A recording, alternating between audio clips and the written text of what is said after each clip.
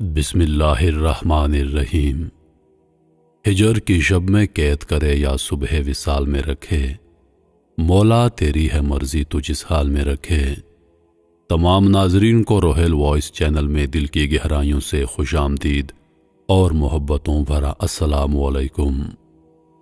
کیا انسان موت کے وقت کو ٹال سکتا ہے؟ کیا انسان اپنی زندگی کو طویل کر سکتا ہے؟ آئیے ملاحظہ کرتے ہیں۔ موت زندگی کی تلخ ترین حقیقت ہے اور زندگی موت کی امانت۔ در حقیقت موت ہی زندگی کی سب سے بڑی محافظ ہوتی ہے۔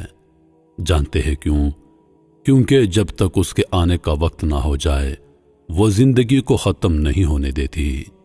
جیسے وینٹیلیٹر پر مریض پڑا ہوتا ہے، اس کی سانسیں الجھ رہی ہوتی ہیں، سانسوں کا تسلسل ٹوٹ رہا ہوتا ہے، اور موت کے لیے بے قرار وہ مریض اپنی آخری سانس تک زندگی کی جنگ لڑتا رہتا ہے کہ جتنی سانسیں اس کی تقدیر میں لکھی ہیں وہ انہیں پورا کرے۔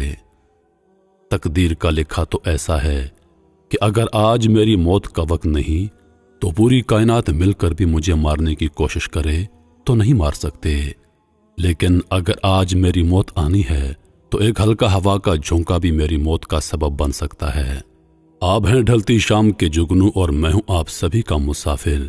آپ سن رہے ہیں روہیل خان کی آواز کو اور آپ دیکھ رہے ہیں روہیل وائس چینل۔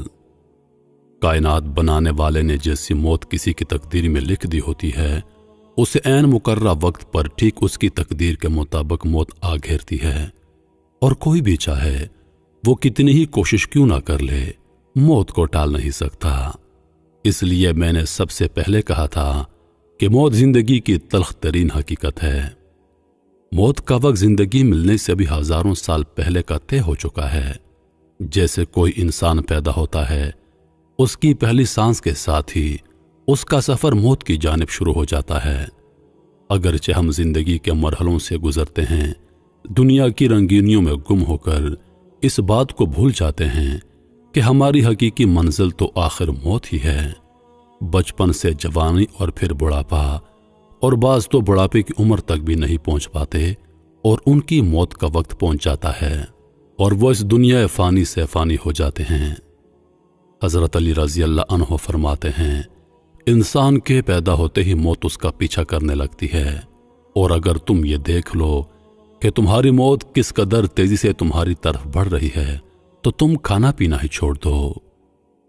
اللہ پاک نے سب سے پہلے کرسی، پھر قلم اور پھر لوح بنایا، اور اس میں دنیا کو قائم کرنے سے ہزاروں سال پہلے دنیا والوں کی تقدیریں لکھ دی تھیں۔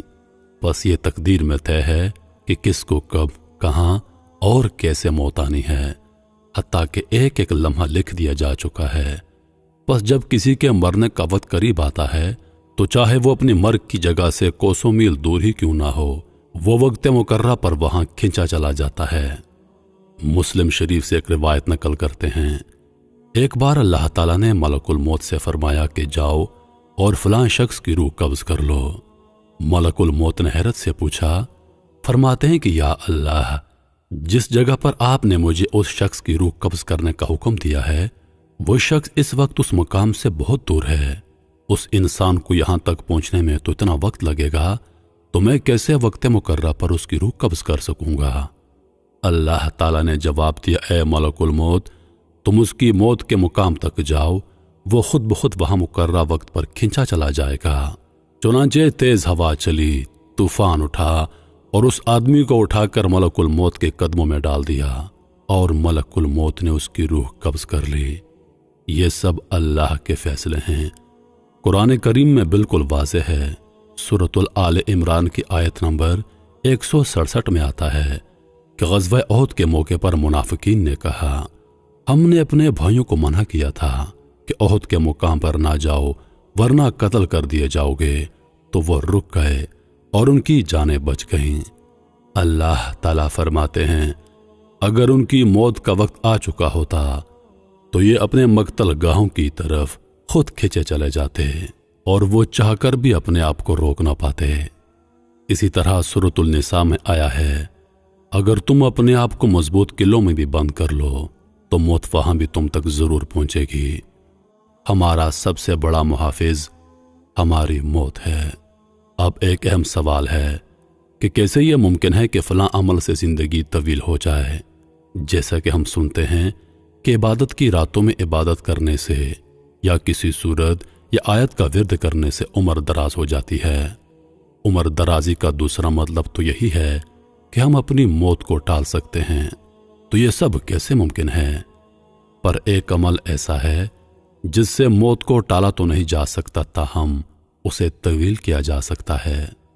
बुखारी शरीफ की हदीस नंबर 2067 में बयान हुआ है कि जो शख्स चाहता है कि उसकी उम्र दराज कर दी जाए और उसके रिस्क में फरावानी हो तो उसे चाहिए कि अपने रिश्तेदारों के साथ हुस्न सलूक से पेश आए। उसकी उम्र दराज कर दी जाएगी। मगर यह बात भी तकदीर के दायरे से बाहर नहीं, क्योंकि अगर किसी शख्स की उम्र अल्लाह ताला ने 60 साल लिख दी और हुस्न सलूक की वजह से वो 70 साल तक जी गया, तो इसका मतलब यह है कि उसकी उम्र का तयन हरगिज 60 साल नहीं था बल्कि 70 साल ही था। बस अल्लाह ने उसकी उम्र में इजाफे का सबब उसके हुस्न सलूक को बनाया। ये सब तय था कि फलां शख्स अपने हुस्न सलूक के सबब 70 साल की उम्र पाएगा, और ये नहीं कि उस शख्स ने अपनी मर्जी से उम्र की दराजी के लिए हुस्न सलूक अपनाया, बल्कि यह भी अल्लाह ताला ने उसे तौफीक दी कि जो उसकी तकदीर में लिखा है वो हक हो जाए।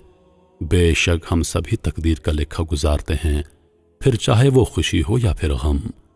खुशी का मौका तो खुदा से गाफिल रहकर गुजार देते हैं, लेकिन गम में हम अल्लाह के सामने बैठकर तकदीर को कोसते रहते हैं। हम सब ये जानते हैं कि एक ना एक दिन हमने ज़रूर मरना है, लेकिन हम सब ये भी जानते हैं कि कोई भी अपनी खुशी से मरना नहीं चाहता। जब मलकुल मौत हज़रत मूसा अलैहिस्सलाम के पास तशरीफ़ लाए तो उन्हें साथ ले जाने का कहा, तो आप अलैहिस्सलाम ने, क्योंकि मलकुल मौत इंसानी शक्ल में थे, तो हज़रत मूसा अलैहिस्सलाम ने उनके मुंह पर तमाचा दे मारा और उनकी आंख फोड़ दी। तो वो अल्लाह ताला के पास शिकायत लेकर गए कि आप मुझे उस आदमी के पास भेज रहे हैं जो मरना नहीं चाहता। तो अल्लाह पाक ने फरमाया, तुम उनके पास जाकर कहो कि वो बैल की पुश्त पर अपना हाथ रखें। उनके हाथ के नीचे जितने बाल आएंगे उतनी उनकी उम्र दराज कर दी जाएगी, सैकड़ों साल की जिंदगी दे दी जाएगी।